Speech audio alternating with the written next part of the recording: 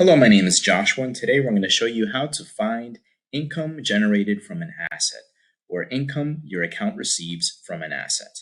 So first, when you log in, you will by default be on the Dashboard tab, and you want to click on the Transactions tab right here. Then if you have multiple accounts, you will have to specify the account that you want to look at. Today we're going to look at this one. Once you select your account, you will then scroll down, and you will see a list of transactions starting from the most recent.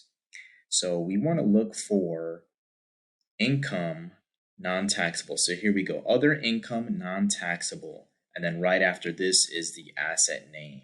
So we received funds from this asset and we recorded those funds as income generated from the asset. So the funds you will see here under this column under principal cash, it's $1,000 that we received. Now, alternatively, you may see a sale of an asset instead of income, or a liquidation of an asset. So if you look right above here, sale of assets. So that just means that we received funds from this asset. However, instead of recording them as income, we recorded as a sale or liquidation. And the funds you will see right here under the same column, principal cash, $35,000. And that's how you find income generated from an asset. Thank you.